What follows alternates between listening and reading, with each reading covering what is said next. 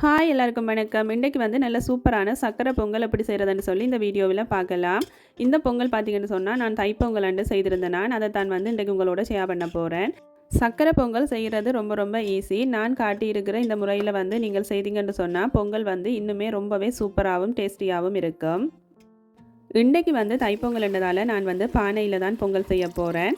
1 cup அரிசியில் வந்து பொங்கல் செய்ய போகிறேன். அதுக்காக வந்து 4 கப் தண்ணியும் 1 கப் பாலும் சேர்த்து இதை வந்து கொதிக்க வைக்க வேணும். தண்ணி கொதிக்கிற நேரத்தில் இங்கால வந்து நாங்கள் அரிசியை கழுவி எடுத்துக்கொள்ளுவோம். நான் பார்த்தீங்கன்னு சொன்னால் 1 கப் சிவத்தப்பச்சி அரிசி எடுத்துருக்கிறேன். அதுக்கு வந்து 1/2 கப் பயறு எடுத்துருக்கிறேன். இது ரெண்டையும் வந்து சேர்த்து நல்லா வந்து கழுவி எடுத்துக்கொள்ளுவோம்.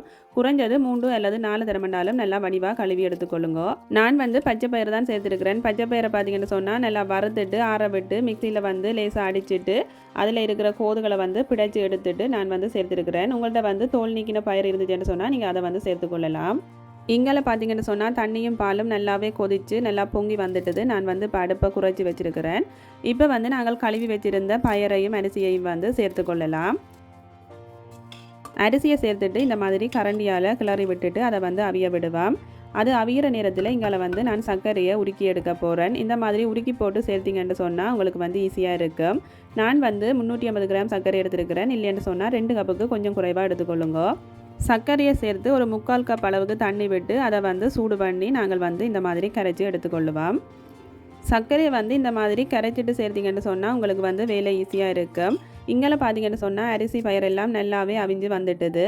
இப்போ வந்து நான் டேஸ்ட்டுக்காக கொஞ்சமாக வந்து உப்பு சேர்த்து நல்லா வந்து கலந்து கொள்கிறேன். அடுத்ததாக நான் கரைச்சி வச்சிருக்கிற சர்க்கரையை சேர்த்துக்கொள்கிறேன். சர்க்கரையை வந்து சேர்க்கைக்க வடித்து போட்டு சேர்த்துக்கொள்ளுங்க. சர்க்கரையை சேர்த்து நல்லா வந்து இந்த மாதிரி கலந்து விட்டுக்கொள்ளுவோம்.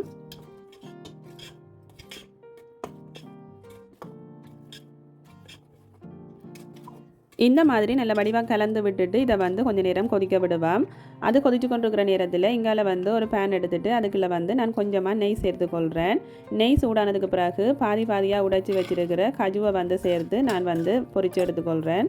அடுப்பை வந்து குறைச்சி வச்சுக்கொள்ளுங்க. இல்லைன்னு சொன்னால் கஜு வந்து டக்கண்டு கருகி போடும். கஜு ஓரளவுக்கு கலர் மாதிரி விரைக்குள்ளே நாங்கள் எடுத்து வச்சுருக்கிற ப்ளம்ஸையும் வந்து சேர்த்து பொரித்து எடுத்துக்கொள்ளுவோம். ப்ளம்ஸ் வந்து இந்த மாதிரி ஊதி வந்தது பிறகு அதை வந்து நான் வேறு ஒரு கிண்ணத்தில் மாற்றி எடுத்து வச்சுக்கொள்கிறேன்.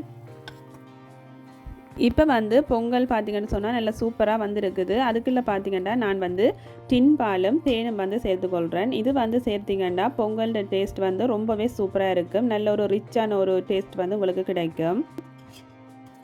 டின் பால் தேன் எல்லாத்தையும் சேர்த்துட்டு இந்த மாதிரி நல்ல வடிவாக கலந்து எடுத்துக்கொள்ளுவோம். அடுப்பை வந்து நல்லாவே குறைச்சி வச்சுக்கொள்ளுங்க. இல்லைன்னு சொன்னால் பொங்கல் சீக்கிரமாகவே அடிப்பிடிச்சிடும். அடுத்ததாக பார்த்தீங்கன்னு சொன்னால் நான் இதுக்குள்ளே 2 கரண்டி நெய் சேர்த்துக்கொள்கிறேன். நெய்யை சேர்த்துட்டு நல்ல வடிவாக கலந்து எடுத்துக்கொள்ளுவோம். நெய் சேர்த்தது பிறகு தான் நல்ல ஒரு வாசம் ஒன்று வரும். அதுக்கு அடுத்ததாக பார்த்தீங்கன்னு சொன்னால் நான் வந்து ஏலக்காய் தூள் சேர்த்துக்கொள்கிறேன். இதுவும் வந்து கண்டிப்பாக சேர்த்துக்கொள்ளுங்க. அப்போ தான் வந்து நல்ல ஒரு வாசனையாக இருக்கும். ஏலக்காய் சேர்க்க இடித்து சேர்க்காமல் இந்த மாதிரி பவுடர் பண்ணி சேர்த்திங்கன்னு சொன்னால் சாப்பிடைக்க வந்து எந்த விதமான டிஸ்டர்பும் இல்லாமல் இருக்கும். கடைசியாக வந்து நாங்கள் ஏற்கனவே பொரித்து வச்சிருக்கிற கஜுவையும் ப்ளம்ஸையும் இதோட சேர்த்து நல்லா வந்து கலந்து எடுத்துக்கொள்ளுவோம்.